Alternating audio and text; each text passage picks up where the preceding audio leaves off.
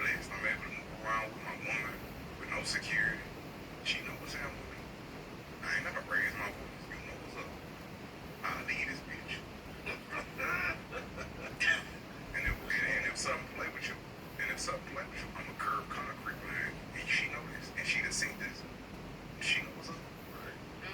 100%. With all due respect, she know what's happening with me. So it's like if somebody was to just, you a bitch ass nigga. Yeah. But these are the options that I have. It's gonna make me kind of. But I'm into a lot too, kid. I'm talking bullets, but that knife hit different. That's personal. Yes, sir. That's up close and personal. Yes, sir. And I base somebody, like, it's easier. Like, I can shoot. Like, when I get a bullet, I hate you. Like, that's a real hate. That's personal, yeah. Personal. So, like, for me, that was the last time I was angry. I was really angry. I was going to be angry. Was you more disappointed, I was angry. or was it somebody close to you that you knew? But you know what your game is? Like, yeah, you gave him love. Yeah, like, You know what I'm saying? I couldn't exuberate that at that moment. yeah, Like, he was playing. I know, but you exuberated love in that moment. He was a civilian. No, he wasn't. You know what I'm saying?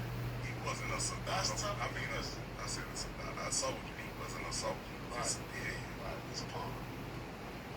You know, with all due respect, they have the right to move about the land how they want to. You was moving by yourself, and it was just Language. you composed yourself. And you, I ain't take that as disrespect. okay. I done been in the studio one time, and I'm not gonna say who it was, but this person's no longer with us.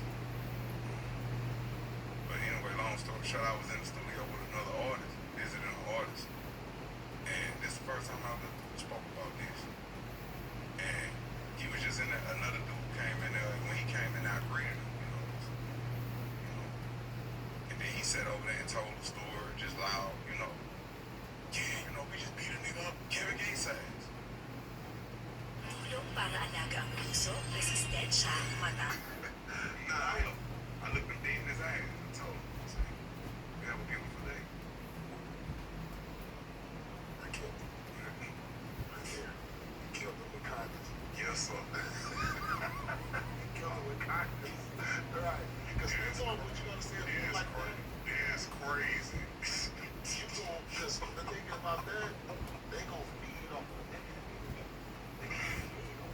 Yeah, I spoke to his bitch, to him, and the other nigga that was with, I shook all their hands.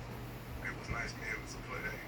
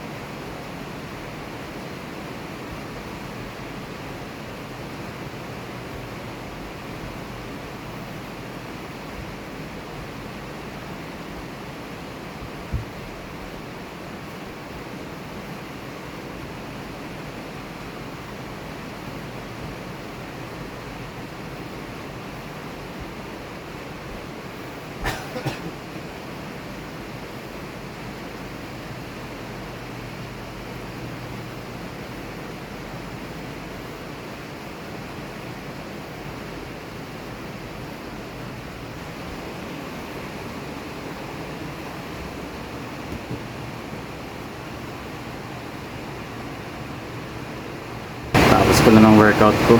50 na knuckle push-ups, 50 na concentrated sit-ups, tapos 30 na pistol squats kaliwa. Dapat di ko na siya gagawin. Dapat.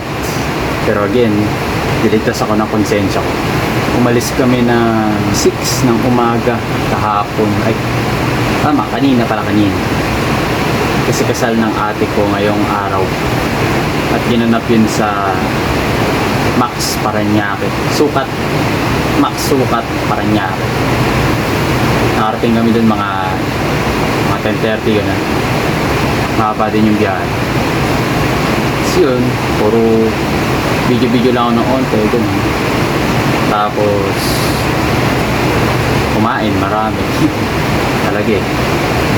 Tapos yun, mahaba na namang biyahe. Mas mahaba kumpara dun sa papunta. Since di kami nag-skyway, talagang purong daanan, walang shortcut. Arating na kami dito mga 8:30 or 8:30. Tapos kumain na rin ako. Tapos bigla ko lang naalala na Monday pa na ngayon. Si Esme, bukas na daw ata siya, ewan ko. Pero nasa kanya na yan. Kanya-kanya. Alam niyo tol kung bakit napa-workout ako despite nakakain ko lang. Alam niyo yung pakaramdam na ayaw mong kumilos kasi busog ka. Tapos nakahiga ka na, relax ka na, malakas yung ulan, nakakatamad talaga, malamig yung panahon. Pagod ka pa sa biyahe, tapos bumukas ulit yung mga sugat mo. Kasi nga, siyempre, kasal ng ate ko. Wala akong magsapatos, magsuot na maayos. Nag-my day ako eh, nag-mature ako. Half body lang. Nakapolo ako, formal, nadisente. Diba? Eh, yung mga sugat ko sa 20. Hindi masikip yung pantalon ko, masikip yung sapatos ko. Tapos may mga nangyari pang di inaasahan. Tendency, bumukas yung isa kong sugat. Yun. Despite ng lahat ng yun, alam niyo yung dahilan kung bakit. Pinaka-main na nagtulak sa akin para bumangon, para gawin yung workout ngayong gabi. Is naalala ko kanina kung paano ko tignan yung sarili ko sa salamin.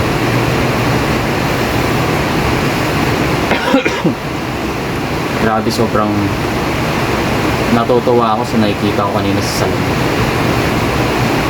Ang ganda ng katawan ko. Pero which is hindi pa ito yung full potential. Kumbaga, damn.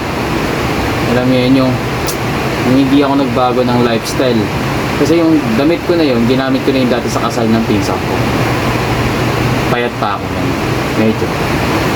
Eto maba ako. Tapos nagpalit ako ng lifestyle, pumayat ulit ako. Tapos nagpataba ulit ako ito paano. Nagpalaman lang gano'n. Sakto sa akin yung damit. Alam niyo yun yung feeling na ang gandang tignan, sobrang naganda na ako tignan sa katawan ko, bumagay sa damit. Kung hindi ko ginawa yung mga small things na ginawa ko para sa katawan ko, hindi siya magmamatter ngayong araw sa suot ko. Kung sobrang payat ako, para lang hangit, ngayon medyo may laman ako, kaya maayos yung pinalabasan ng damit, maayos yung postura ko kahit naika-iga ako, kaya may presensya ako, ramdam ko. Tapos na nagbibihis na ako, syempre nakasando ako sa inside, tinanggal ko yung polo ko. Ganda ng katawan ko, man.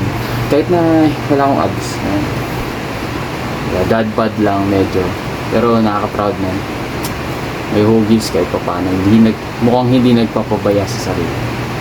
Kaya sabi ko, kanina nakahiga ako na gagawin ko to kahit anong mangyari, kasi anak kung hindi ko gagawin to, ano yun?